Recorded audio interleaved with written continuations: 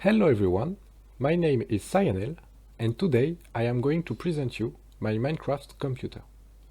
So let's begin with some specification. This computer is built fully pistonless and it is based on an 8-bit architecture. That means that we deal only with 8-bit of value.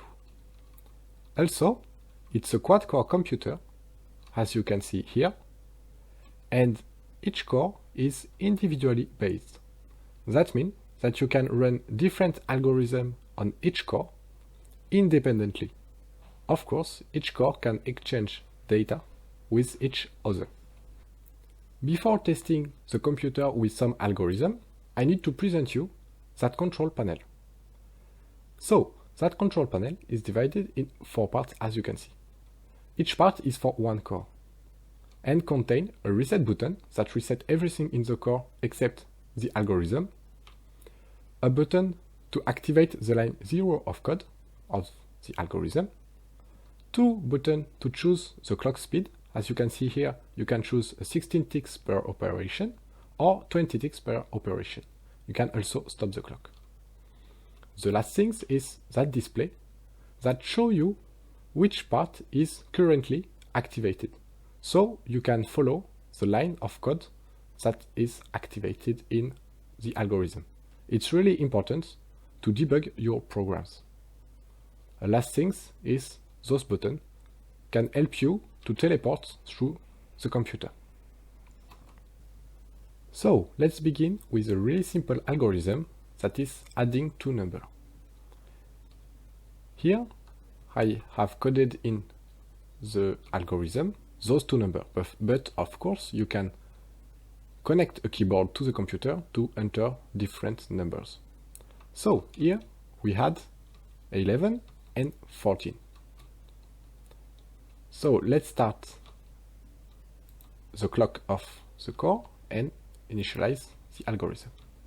As you can see here, we have the line 0 activated, then the line 1, line 2, the line 3, and it's done. Now we can see the result on the screen, that is 25, 11 plus 14. Let's continue with another algorithm, that is the calculation of this Fibonacci sequence. So what is the Fibonacci sequence? It's you take 1 and 1, then you add those 2 numbers and the result is 2, then you add the result, that is 2, and the previous number, that is 1. So you have 3, then 3 plus 2 is 5, then 8, and so on and so on. I have code in the core number 0, the algorithm to calculate the Fibonacci sequence. So let's launch it. You can see here lines that is activated. So the line 1, the line 2, and so on. And here you can see each number of the Fibonacci sequence. That is 1, 1 again, then you have 2, then you have 3, and so on and so on. In this algorithm, we can test for an overflow. That means that when an overflow appears, when we can't calculate with only 8 bits of value, the algorithm displays the results and stop. So we have here 55, 89,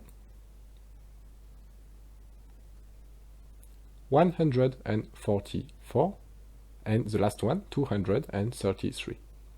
Now it's the biggest number of the Fibonacci sequence that we can code in 8 bits, so the program is stopped. As you can see here, no line is activated. Let's continue with the last algorithm to show you the parallelism of cores. So let's take for example the calculation 23 times 4 plus 7 times 3. The result is 113. We can calculate it with 2 ways. We can calculate it like that, but rather than coding this calculation in one core, we will calculate 23 times 4 in the core number 1 and 77 times 3 in the core number 2. Then the core number 2 will add each result to have the 113. So let's start with two different clock speed. As you can see, we chose two different clock speed. Then initialize each core. Now each core is calculating his multiplication at the same time. You see both algorithms have start and proceed. Let's accelerate a bit.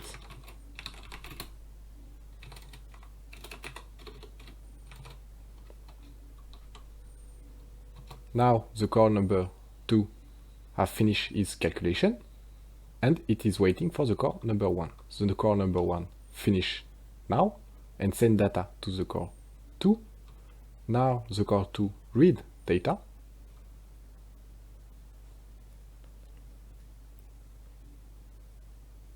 Then it adds the two results, the result of the core 2 and the core 1, to finish with the last result, that is 113.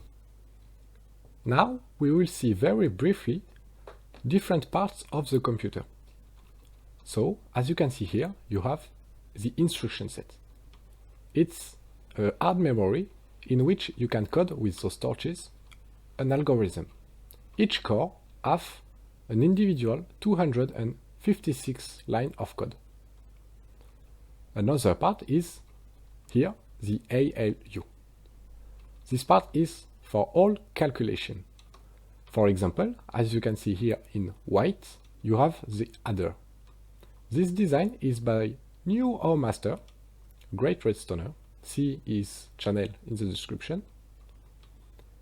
And it provides us to have different outputs, that is, for example, adding output, XOR gate output, shifting output, and other. You have also here some tests. You can test for A equal B or A greater than B and other. The last part of the ALU is the register.